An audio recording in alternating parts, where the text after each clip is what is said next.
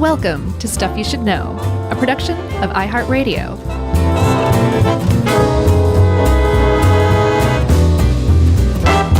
Hey, and welcome to the podcast. I'm Josh, and there's Chuck, and Ben's here too. And this is Stuff You Should Know. Wind edition, because it's blowing my microphone all over the place. What is going on here? I feel like you should handle this one, and I'll just do wind sound effects in the background the whole time, okay? That'll be good. My studio's haunted today. I don't know what's happening. Is it eerie? No, just nothing is right. Sometimes I feel like Ruby comes in here and messes with stuff. Oh, no. I think that's the ghost. Oh, my goodness. That's hilarious. Oh, what happens when I do this? Yeah, like the lights are down. Everything's different. Huh. Okay. All right. I'm fine. I'm back to normal. Well, I'm back to normal, too. I'm going to go ahead and presume Ben's back to normal. So you, listener, if you're back to normal, great. We can get started then. If not, we'll wait. Just email us. Yeah, so we're talking about wind power, and I guess a good starting point would be history, and not to get too like in the weeds with, sailing ships and stuff like that, because people have long been using wind for different things. But I think as far as generating power, early on, water was the thing. Obviously, coal was the thing. But there was a guy, a very intelligent Scot, and we love our Scottish people. In 1887, it was an engineer who designed the first wind turbine to do what we're talking about today. Yeah, and it's not like he was the first person to come up with a wind turbine. I mean, everybody knows the Dutch had windmills for centuries and centuries before, but this guy was the first one to try to genuinely harness wind power to generate electricity. His name was James Blythe, and he had a second home, apparently, in the town of Marykirk in Scotland, which has great Scotch, I assume. And he had so much power from his wind turbine, Chuck, that he offered the excess of it to the town of Marykirk.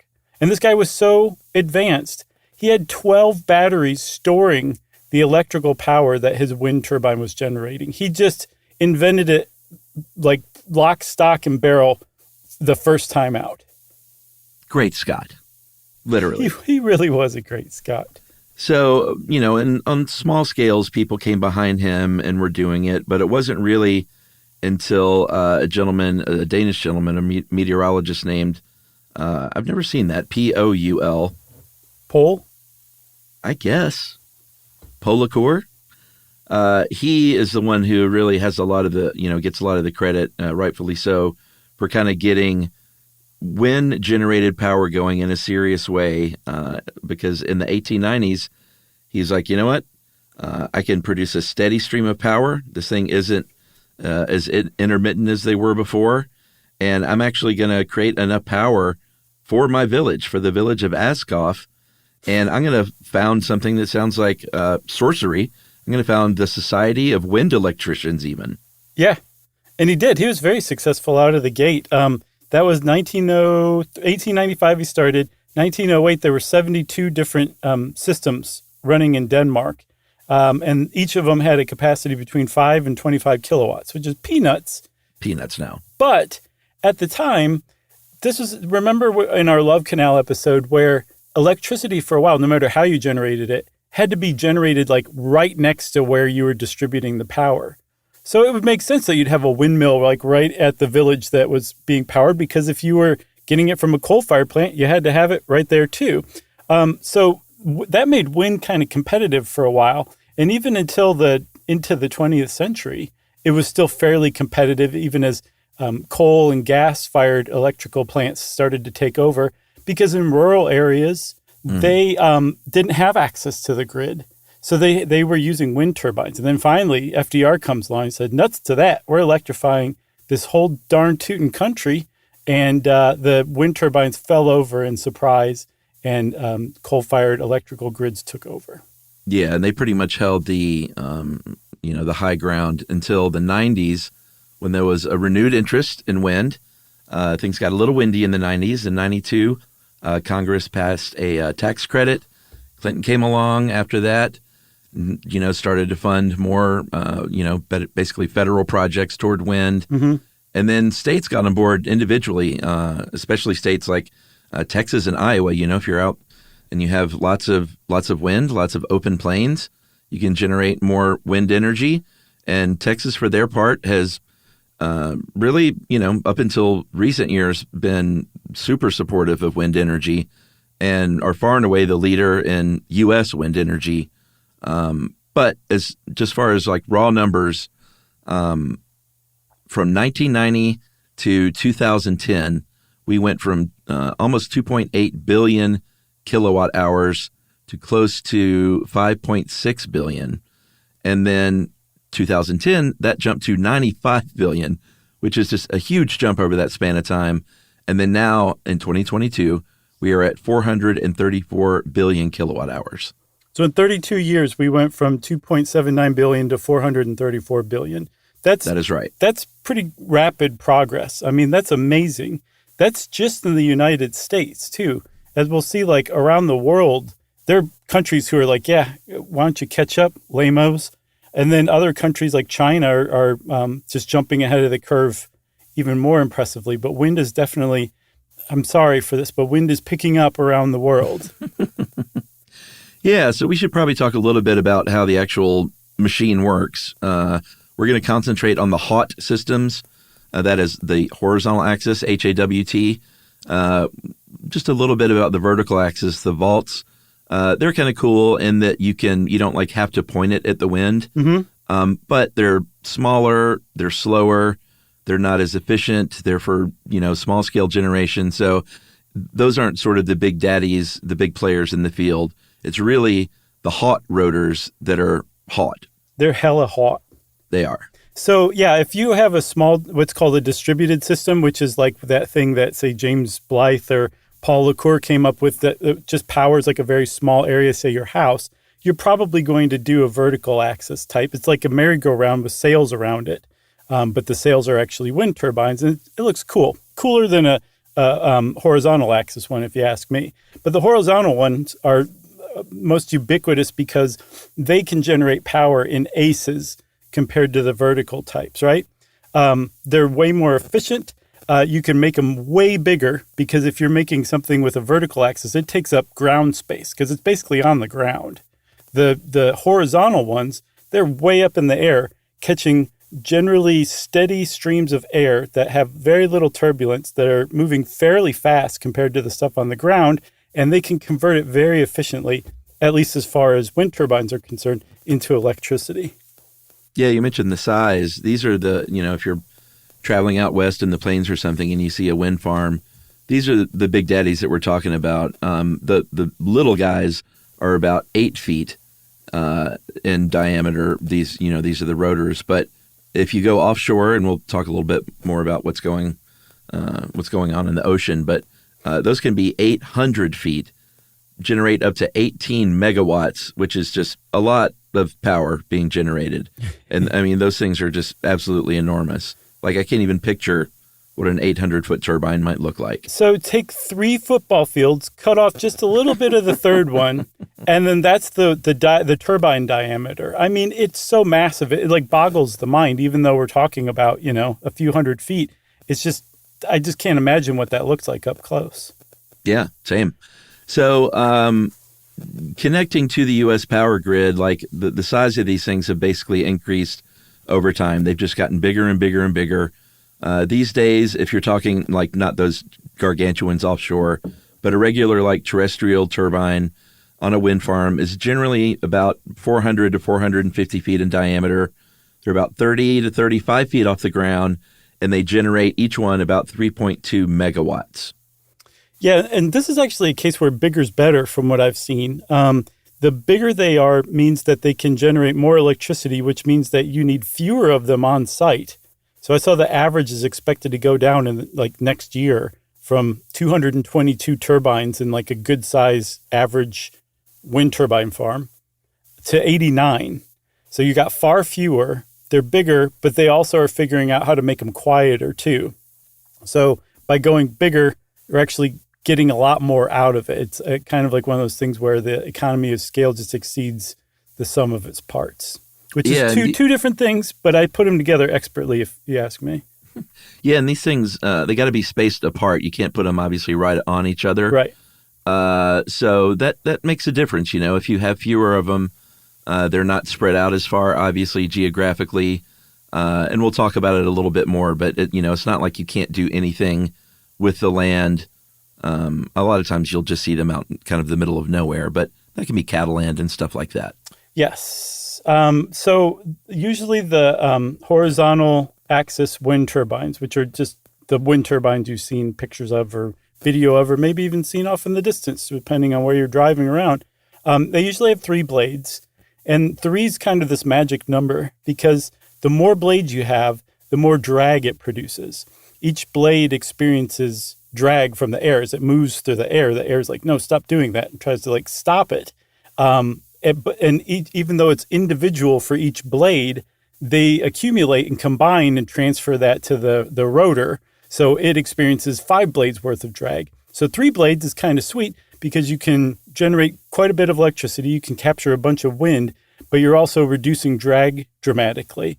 So that's why basically every single horizontal axis turbine has 3 blades. What's your ceiling fan pref? Definitely more than, I don't know. I'm trying to think now. I've got such a strange variety of ceiling fans now that I think about it. I'm going to say, I'll go with 3. Sure. 3? What's yours? I typically like a 5-blader. Okay. 4 is okay. I've got 1 3, and I've realized that I don't really like it. And boy, do I hate those 2-bladers. Those should not exist. I think that's broken is what you're describing.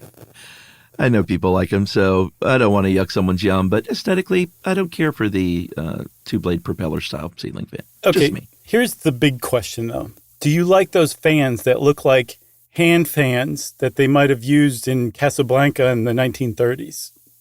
Oh, no. Oh, that are ceiling fans? Yes. That's what the blades look like. No, I don't like to get too, weird. Okay. Well, here's the real question, though. You thought you had the real question. Uh-huh. Do you get up and change the direction of that thing every year? Sometimes, yes, depending on whether I'm chilly Thinking about it? and motivated. Okay, yeah. Those are the 2 factors that have to combine. I think that's the factor for almost everyone, except for the real fastidious person who just has it on their calendar. Even I don't have that on my calendar. And I'm suddenly impressed with myself and kind of relieved. No, good. So the hots, we said that the vertical winds don't need to be pointed at the wind. The hots do face into the wind, but you might think, well, the wind changes. Chuck and Josh, how's that possible? Mm-hmm. Well, they do it by moving the turbine to face the wind. It's got a yaw system, so it's not too hard to do. And they also have pitch systems that can change the actual angle of the blades to help control that rotor speed to really maximize efficiency, A, and B, protect it, because what you don't want during a really big windstorm is for those, you might think oh man, those things get really cooking. That's awesome. They don't need to get too cooking. It's like a motor spinning too fast. It's just never good. Yeah, it can break pretty easy. So if they change the angle of the blade relative to the direction of the wind is going to push on it rather than making it spin. And so if it pushes on it, it's going to go much slower. So you still want them to kind of move, but not too fast. And that's pretty cool that they've got that figured out. So you got yaw control, pitch control, and the whole thing is connected to a rotator that is connected to a generator. And sometimes you've got a gearbox in the middle. Because here's the thing. One of the reasons why wind didn't catch on or didn't continue to spread as coal did is because it's really difficult to get a windmill rotor to spin fast enough to generate electricity using traditional electromagnets, right? You need something like 1,800 RPMs to really get a good electrical buzz cooking. And windmill rotors, especially the big ones these days, they're at 5, 10, 18, 60, I think is about the top that I saw. So about 1 rotation a second, which is still a third of what it needs to be to generate electricity. Although, by the way, they've got that figured out. But for one that's using a traditional generator, right? Where you've got magnets spinning through coils to generate electricity. They have a gearbox, and somehow, through some sort of black magic, I just genuinely don't understand gears, Chuck. We have to do an episode on it, I guess. But no. It translates. You don't want to do that. It translates that 60 rotations a minute into 1,800 just by changing the direction. I don't know how they do it. I know that it's really basic stuff that even like Archimedes used to mess with. I just can't wrap my head around how that happens. Well, I definitely don't want to do something on gears because many years ago, I'm pretty sure I updated the old How Stuff Works article on gears. Okay. And it's pretty mind-numbing and boring. Okay. But, just think about the size of gears and like a gears with tons and tons of teeth, hooking up and making love to a gear with fewer teeth is going to, like the top one's going to be spinning really fast and the other one's going to be spinning less. Still doesn't make sense to me. Really? Well, have you ever seen a gear like a GIF or something of gears at work? Yeah, I looked it up for this just to try to see if I could wrap my head around it this time, and it still just wouldn't work. Well, fewer teeth just means slower. But that doesn't make sense. Like, I understand that more teeth means faster. How? That's where I get stuck. It's catching fewer teeth, which is like the go button, basically. I'll chew on this. We'll move on. I don't think it's going to work. No. And here I'm the one like lobbing to not do this, and I'm trying to explain it. You're just sticking a short stuff in the middle of this episode. Yeah. Here's another fun fact is and this is not super consequential, but I just thought it was interesting, is the gearbox and all that stuff is up tall in the tower in something called a nacelle, and that is an aviation term. That's like planes have nacelles. So just like you have a spinning propeller on a plane. Okay. Yeah, so it's an aviation term. Kind of cool. Okay, so like that whole thing that it looks like the turbines are mounted to, that whole thing is basically the nacelle, and that's where the gearbox and the rotor and the generator are all tucked in, right? Yeah, I think it's like off of the blades, Okay. just like it would be on a plane. So the thing with the gearbox, it really works. Like you can get some pretty good electricity out of a relatively small set of moving parts, but they are moving parts, and they're way up high, usually dozens of feet in the air. And they can be loud too, and they can get dirty and break down like any gears can. So there's another kind called a direct drive system. And it basically, they figured out, and I couldn't get to the bottom of this, they can use that regular rotation of a wind turbine to generate electricity. I think it just requires much larger parts. I think is generally what the trade-off is. So there's pros and cons to both kinds, and they've kind of come up with some new stuff that's on the horizon or happening now that seem to kind of supersede both of those two, as we'll talk about. Yeah, and no matter how efficient you can build really any kind of power generation system, there are limits. At a certain point, you can increase efficiency, but then the laws of physics step in and say, you can't be 100% efficient. You're never going to capture every bit of the wind. It's just not possible. And there was a German physicist in 1919 named Albert Benz who calculated the theoretical maximum of kinetic energy that you can zap into electricity, and it basically caps off at close to 60%, 59.3%. Wind is about 35 to 45% efficient, which may not sound great, but Livia helped us out with this. She points out, wind is free. So it's not, you've got these things sitting out there. So it's not like you're paying to generate that wind. Right. Plus, also, if you look into the other types of fuels used to generate electricity, it's perfectly in line. Nuclear is between 30 to 45% efficient. Coal's 38 to 45. Natural gas is only 25% efficient. So it's way better than natural gas as far as efficiency goes. And if you're wondering why can't it be 100% efficient, the explanation that I found that I'm still having trouble digesting too, I think the gears thing really threw me off first. Then I went into this and it was just hopeless. To transfer 100% of the power from wind to a turbine, that means the wind has to come to a stop and transfer all of its energy to the turbine when it comes in contact with it. And I understand that means the wind stops, but as long as there's a stream of wind coming at you, why would that matter? That's my big question. I don't know. I'm not going to hazard a guess on this one. All right. Well, how about this? We'll take a break. To everybody else, it'll just be a couple of ads, but you and I will spend the next 45 minutes or so hashing this out. All right. Can we have lunch? We can have lunch. We'll order it. Okay.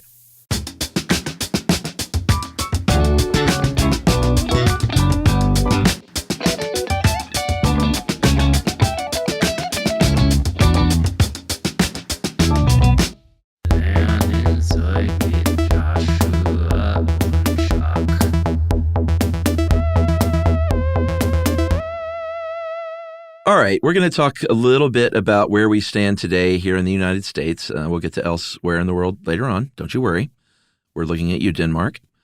Right now, the United States has about 70,000 wind turbines going with a capacity, a total potential capacity of about 146 gigawatts, which should make Doc Brown shake in his whatever kind of shoes he wore. I looked up what that is relative to what we use. I think we use something like 1,300 gigawatts. So it's like a tenth of that, but that's still pretty good. I mean, think about it. We went from like basically zero wind power in the 80s to a tenth of our capacity is in the form of wind turbines. Nothing Doc Brown, huh? No, I just think it fit so perfectly that it'd be like me pointing out that we've been using the word turbine. You know what I mean? Do you know who Doc Brown is? Sure. Who? He's like Christopher Lloyd from Back to the Future. What kind of person do you think I am? Do you know me at all?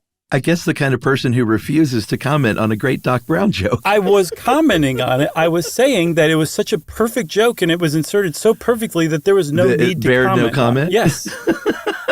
I'm going to have to remember that. Your joke was so good. Oh, no. You know what that you basically just said is that's so funny I forgot to laugh.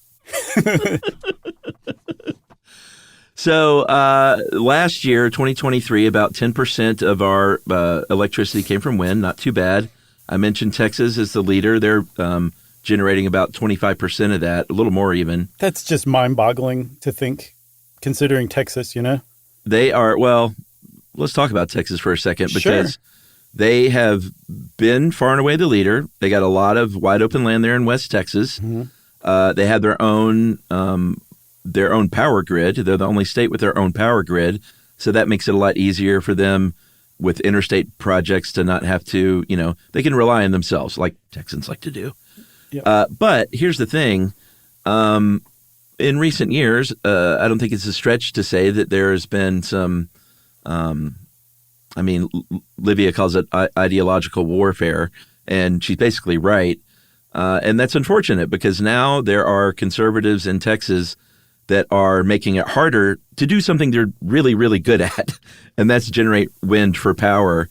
And that's a real shame because it seems like ideology. I know there are, and we'll talk about downsides of wind production, and there are gripes that it's, there might be inconsistent supply, but it really seems to kind of come down to like, no, we are an oil state, and we're even though we're great at making wind, we I guess can't do both.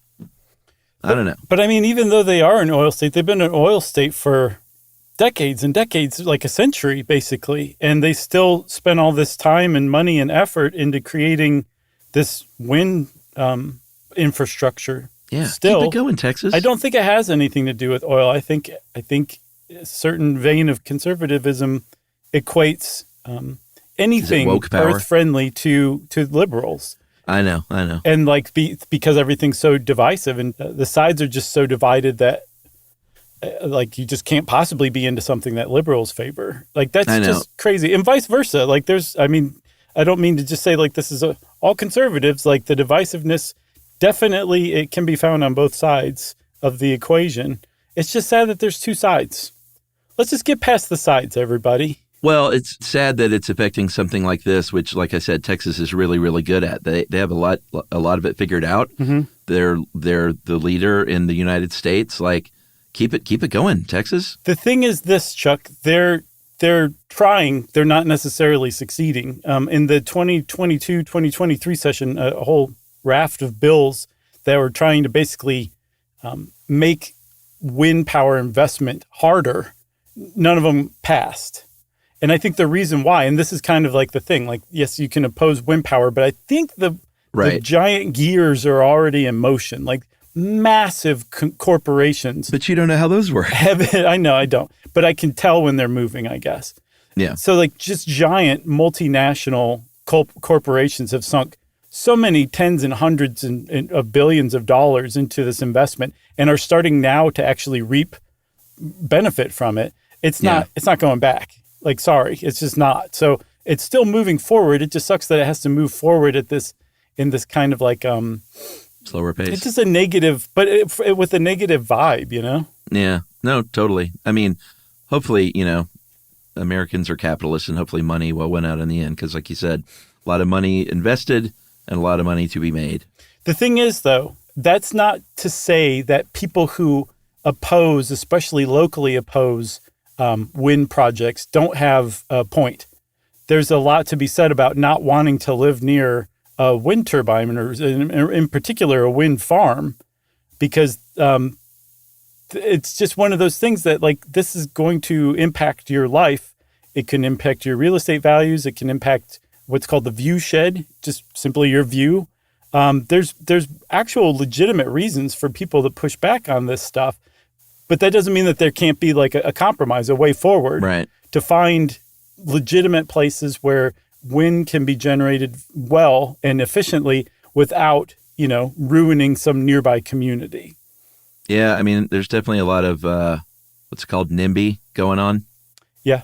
On both sides, Well, yeah, for sure. And again, I don't blame anybody for that. It sucks because that whole idea means that usually poorer communities who can't represent themselves and don't have the means to really have the political clout to push back on that kind of thing end up with this stuff. But it seems like that with things like wind turbine farms in particular, the decision making is being decentralized. So more and more local communities are being able to step in and be like, no, this is not happening here. Sorry, our city council voted against it. It's not happening. And I think that's legitimate. I think that I don't know what the way forward is, but I know that there's a way forward. But I don't think it's shoving a wind farm down a local community's throat, whether they like it or not. Yeah. And by the way, NIMBY, if people are like, what the heck is Chuck talking about? That's just the acronym, the not in my backyard thing. Yeah. Where you're like, no, wind energy is great. We should totally do it. But I don't want one of those in my backyard. Over there. Like, go do it over there. Much, much better. Exactly. But moving on, we promised to talk about offshore. Most of what's going on right now is on land in terms of wind collection. I guess they're not collecting it, but in a way they are. Sure. But if you think about a lot of wind out on the open ocean, that seems like a no-brainer in some ways, and we will get to the environmental aspects of all this stuff later. So people out there screaming like, how can you put more things in the ocean? Right. Like, we'll get to it. Yeah. But it is a promising idea, stronger winds. There's a lot of permitting issues. Obviously, what we just talked about with the NIMBY thing, a lot of communities, beachfront property are generally people who either, if you're lucky enough to have owned it forever, you may not be super wealthy, but most people who live on the beach are wealthy and they don't want to see that stuff. So there's been a lot of complaints about looking at that kind of thing, but we may be headed toward, they're building more and more of them in the coming years, it seems like. Well, this is kind of what I was talking about. There was a big push against the Vineyard Wind project. Yeah. I should say there was a vocal push against it, and it's still happening. Like they're doing, I think, 62 turbines. They've already got 5 installed, and it's moving forward. But at the same time, like a bunch of local people who make their money off of fishing, they were affected by this. Like their fishing grounds were now a wind turbine farm. They couldn't fish there anymore, so they're being compensated for that. So they're paying commercial fishermen to not fish? Essentially, to stay out of this area at least, or to accept a buffer zone. So, Yeah, there's like, that's what I'm saying. There's compromises to be made here. And other people are like, this view shed thing, what are you talking about? Like, if you hold your hand up, the windmill that you see on the horizon is smaller than your fingernail. Like, right. That's what you're seeing. And other people are like, I don't want to see it. I don't You're care not if like it's swimming 15 into miles it. out. I don't want to see it. But those people seem to have, I guess they're outnumbered or outgunned by the people who are like, no, this project's going forward. And again, it's tough to argue about it because Sure. right now the 68 megawatts that Vineyard Wind project is putting out with just the 5 turbines, that's enough to power 30,000 homes. And their goal is something like 800 megawatts. So there's going to be a lot of people getting a lot of clean energy from the wind project. Yeah, and there are more kind of people are looking to the ocean. The Gulf of Mexico may have one at some point. The Mid-Atlantic is being targeted. Joe Biden and his administration have a target of 30,000 megawatt offshore hours by 2030. It seems like we're going to mention a lot of like goals and things. It doesn't seem like any of these will be reached, but those are the goals at least. Mm-hmm.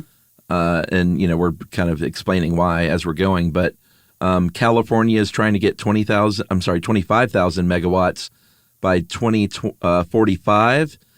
These are going to be floating because the Pacific is so deep.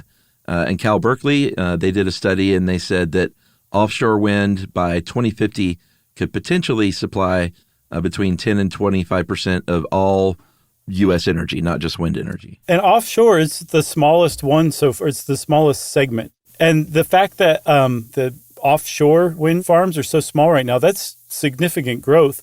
And I get the impression that one of the reasons they're growing is, one, it's not up on anybody's real estate. It's like way out in the ocean, even though you can kind of see them. But secondly, 50% of Americans live within 50 miles of a coast. And transmission lines are a real thing, a real issue for wind power. So if you can get, a 50-mile length of transmission wire to 50% of Americans, that's a pretty significant number of people. Yeah. I wonder if some of these, like the younger generation is generally, this is a broad stroke, but generally a little more into trying to go toward renewable energy. So I wonder if they're sort of, if like the rich kids are even fighting back against their parents about stuff like this. Like I wonder how, you said it was like a pinky nail. Right. Dad's complaining. He's on the beach. And the kids are like, Dad, just hold up your pinky nail and block it out. Boomer. Right, exactly.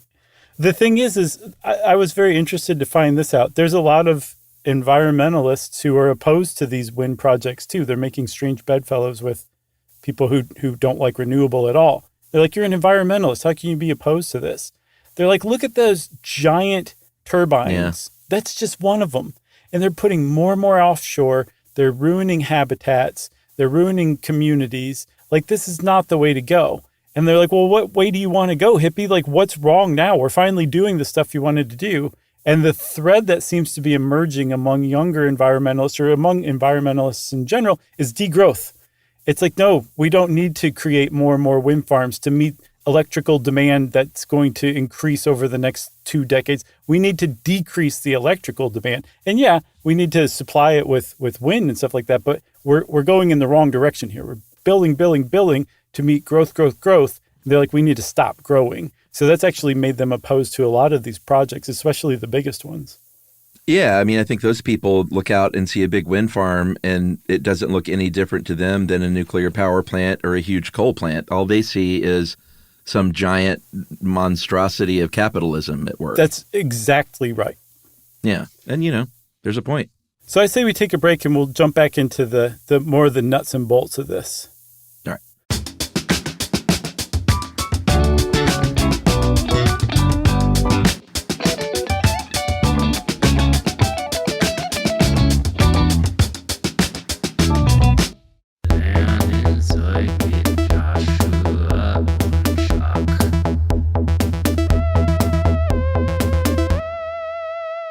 Okay, Chuck, in addition to a lot of the pushback that we just covered for a while, there's a lot of practical issues and challenges to making wind, what was it, like up to 25% of U.S. demand? by 2050, I think.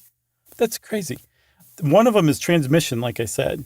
Yeah, the wind is out in the middle of nowhere. That's the problem. That's exactly right. Yeah. The places where it blows the most, there are the least number of people. And that means you have to build an infrastructure to get it from those less populated areas to the populated areas that want to use it. That's a big one. And apparently there was a Princeton study that found that transmission infrastructure is growing at just like 1% a year. And that if we keep that pace up, the reduction in fossil fuel emissions that the Inflation Reduction Act envisioned with a lot of its green stuff that was associated with it, we'll lose 80% of that. Yeah. That reduction. So we need to definitely expand transmission lines. It's a big, big step. Yeah, for sure. Getting the power there is a big deal. One idea that, has a lot of promise, but it all has its downsides, of course. Like there is no like perfect system. Is storing the energy. So there's a lot of work being done toward, storage capacity because, right now, if the sun isn't shining, if it's super cloudy a lot, if the wind isn't blowing very much, then solar and wind are going to take a hit. And then that means that the fossil fuel plants just sort of make up for that. But if we're leaning more and more on solar and wind and other renewables, we're going to have to figure out a way to store that stuff. Yeah. So just real quick for people who aren't in the United States or who are in the United States and don't pay attention to congressional packages, the Inflation Reduction Act was a bill, was a law that was passed in 2022 it was just this huge, huge spending package. But one of the things that it really focused on was the U.S. infrastructure, which needs updating big time. But it also looked forward down the future and was like, how can we invest in energy and renewables? And basically it said the government's even more open for business for renewable investment than before. And as a result, it's already had huge impacts. That was passed in 2022. In 2023, the investment in renewables storage, so basically giant batteries that can store solar and wind power for use later, has increased by 300%. They predicted that in 2040, there was going to be 50 gigawatts of storage capacity. And now they're predicting it'll be more like 200 gigawatts of storage capacity by 2040, just because of the Inflation Reduction Act.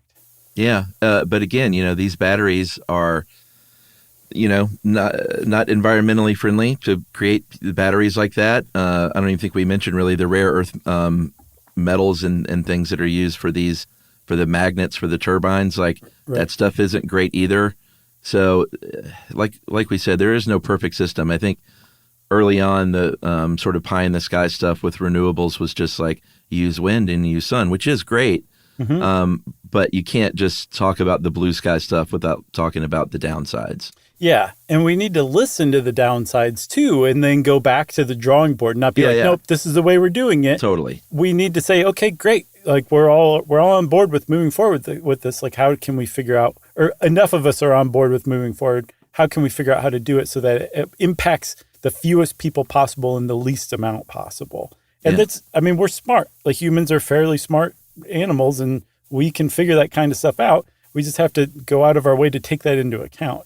I feel like that's going to happen. I think so too. I say with trepidation. Right. So we talked about, or we promised to talk about what's going on around the world. And we mentioned Denmark, of course, because just like those windmills back in the day, they were leader then and they're the leader now. They create 54.3% of their power supply from wind in Denmark as of a couple of years ago in 2022. Other European countries, Spain, Germany, Portugal, and then the UK, they're over 20%, so they're doing pretty good. If you're talking, and that's percentage-wise, if you're talking just total wind generation, the U.S. is number 2 with 430 terawatt hours annually right now. But you mentioned China. We're at 434 in second place. China is generating 763 terawatt hours per year and like running away with it.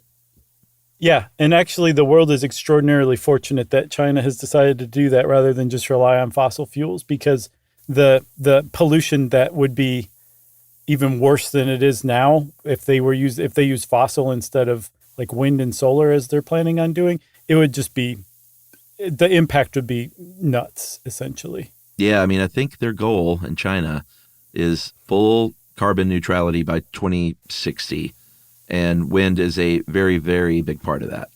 Also, we should point out, China's not doing that because of their magnanimous benevolence toward humanity and the planet. They're doing it because they recognize that there's a lot of money coming down the pike for whoever's prepared for this kind of revolution. And it's actually happening right now. That figure from how much just the U.S. alone improved as far as wind generation goes from the 90s is just astounding. Like, I knew it was going on in the background. I had no idea that we were this far along already, which I found very heartening. Yeah, same.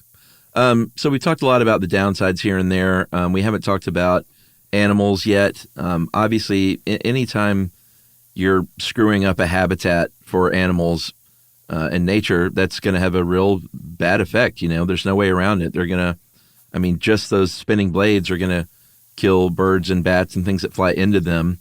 But the wind pressure around these farms can affect the habitats.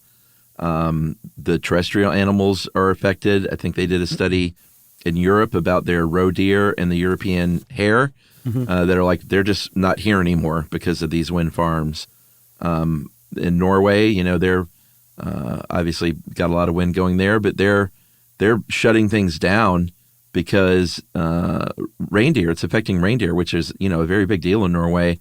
And the indigenous Sami people who herd the reindeer, so they can't mess with the indigenous cultures there, so they're shutting some of those down. Right. It's impacting local communities, no matter how small the community. They're responding to it. That's a big deal. There's also, I think you said earlier, a lot of impact with ocean-based wind, because these things are huge. They're like giant oil derricks, but there's a bunch of them. And they have to be like mounted to the continental shelf so they don't blow over. So it's a huge, massive project. And the sound that it generates can rupture whales' eardrums. It can completely disturb breeding grounds. It can do a lot of stuff. But again, it's been pointed out, like, if you do this right and you do the right kind of studies, if you look around and say, who is this going to impact? And then how can we mitigate those impacts? There's stuff you can do to make the impact that much less or as low as possible. Like if you're impacting whales, then plan the construction phase of it for a time when the whales are off migrating on another part of the ocean. So it's not going to blow out their eardrums when you pile drive the pylons into the continental shelf. Or move it over a little bit. Keep it out of the whale's breeding ground. Put it somewhere else. Like, there's just little things you can do that will decrease that impact tremendously. Yeah, for sure. One thing we haven't talked about that, I never really considered this, which is really short-sighted of me, but these are big, massive machines, and when big, massive machines reach the end of their life, it's not like they'll go forever. These are physical materials that wear out, including those huge turbines and blades. So when that stuff, the ones that kind of came on early in the 90s and 2000s, some of those are nearing the end of their life. And all of a sudden you're stuck with these blades that, are just gargantuan, and they're not made of bamboo or banana fiber. They're fiberglass and epoxy resin, and they're kind of an environmental nightmare. And so, like, what do you do with those? You can't just fill landfills with these giant beasts. No. There's a company in Tennessee called Carbon Rivers that says that they recycled about 1,000 of the blades in 2023, which I'm guessing is probably significant, but still maybe a drop in the bucket. Yeah. But they figured out how to extract the carbon fibers from the epoxy resin, and then you can reuse the carbon fibers because they're very strong stuff.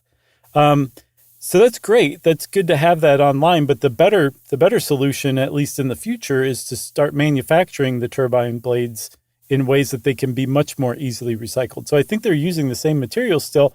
They're just using processes that can later on down the road be reversed more easily, and you can separate the fiberglass from the epoxy more easily. And like kind of what you've been saying about, like, why don't you change the way you're doing things as we go instead of being locked in? Mm-hmm. that is happening with those blades. And there's a company in Germany. Oh, actually, it's Siemens, big company. Sure. Or is that the same company, Siemens Gamesa, as regular Siemens? Sure. Okay. I just never heard the full name, I guess. I didn't know Siemens had a last name.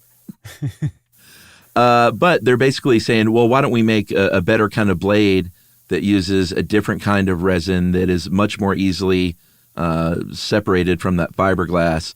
So things like that, like you're talking about, like make the parts more easily recyclable or reusable. I know they're using them on like playgrounds and stuff, trying to repurpose them. I guess it makes a heck of a slide or something like that. But that there are limits to how much you can. It all helps, but how much? Because there's a lot of blades out there that are going to be coming offline. Right, and they're big. Also, by the way, I think I was using carbon fiber and fiberglass interchangeably, and I'm not quite sure that's right. So they're fiberglass, right? Yeah, I think so. So there's a couple of other things that are drawbacks to turbines that need to be addressed. One's called shadow flicker. When the sun is lowish on the horizon, and it's just kind of beaming through the wind turbine, as the turbine spins, it makes a flickering shadow. And if you live in range of that shadow, it can drive you crazy. As a matter of fact, they did a study to make sure that it wasn't rapid enough to trigger seizures. Yeah. And apparently the max is, again, 60 RPMs. So I think it's like 100. It takes double that to start to trigger photosensitive seizures. So they're like, it's not going to trigger a seizure, but yes, it's extremely annoying when it happens. But they're like, it only happens certain times of the year for a couple of hours out of a day. Can you just get used to it? And some people are like, no. And then other people are like, yeah, it's not. They did another study of people who've lived in proximity of wind turbines. They're like, I don't even really notice anymore. And then noise too. Like it makes a noise. But again, the fewer parts that you have, the less noise it's going to make. Like if you don't have a gearbox, those gears aren't there to make a bunch of noise. If you do have a gearbox, you need to soundproof your, what'd you call that package that the airplane has too? Nestle. A Nestle. And then also, they're making, I think those giant turbines are also going to be quieter. They're like 18% quieter or something like that. So yeah, there's a lot of stuff that needs to be addressed, but I feel like I just think it's going to get addressed if I can share my opinion. Yeah, it's a sunny opinion. You got anything else? I got nothing else. All right. Well, that's it for wind turbines for now. We'll have to revisit it in year 35 of stuff you should know. And since I said that, it's time for listener mail. Yeah, I'm going to call this Marcy is definitely Asian. We heard from quite a few Asian listeners for our Peanuts episode who were very kind, but they were kind of like, guys, you seemed a little hesitant to kind of go there, but go there because Marcy was clearly Asian to every kid that was Asian in reading Peanuts. And this one is from Hugh Nguyen. So, hey guys, I'm a 43-year-old Vietnamese American who grew up reading and watching Peanuts. My friend's family and I assumed without question that Charles Schulz intended Marcy to be Asian American by drawing and writing her with so many shortcuts to signal Asian American identity. First, her haircut. Marcy's hair is a short black bob with bangs. Many Asian American girls had this fuss-free homemade haircut exacted upon them by their frugal mothers. Number two, her glasses. Asian Americans do have a higher rate of myopia in developed countries, so eyewear is just more common with us. She's awkward because she is so busy. I quote an article by Kevin Wong, which resonates with me, and so many children raised by overly protective immigrant parents who carried the trauma of war and or forced immigration. Marcy couldn't come out to play because she had to practice her organ. She had to study. She had to read. This was our experience. Number four, she is othered by everyone. Asian language, food, religion, and culture in general were, and might still be, considered foreign and weird in many parts of the U.S., and I just assumed Marcy was depicted as a strange little girl because that's how the Peanuts gang and the rest of America would perceive an unathletic, bookish Asian child. And then finally, she calls Peppermint Patty Sir because English is her second language, guys. In many East and Southeast Asian languages, children address adults and people in positions of power and respect with courtesy titles that have no gender. So that's why Peppermint Patty was called Sir. Wow, who is this? This is from I got a pronunciation guide. It's spelled H-I-E-U, pronounced Hugh, and N-G-U-Y-E-N. And Hugh said, I pronounce that Hugh Nguyen, but different people even pronounce my last name differently within my own country. Yeah, I've always seen it pronounced as, or heard it pronounced as Wen. Yeah, so that was a great email, and we appreciate all our Asian and Asian American listeners who wrote in about that, saying, guys, we thought she was Asian, so it's okay to say that. That's awesome. Thanks for sharing. If you want to get in touch with us like Hugh did and everybody else, you can send us an email. Send it off to stuffpodcast@iheartradio.com. Stuff You Should Know is a production of iHeartRadio. For more podcasts from iHeartRadio, visit the iHeartRadio app, Apple Podcasts, or wherever you listen to your favorite shows.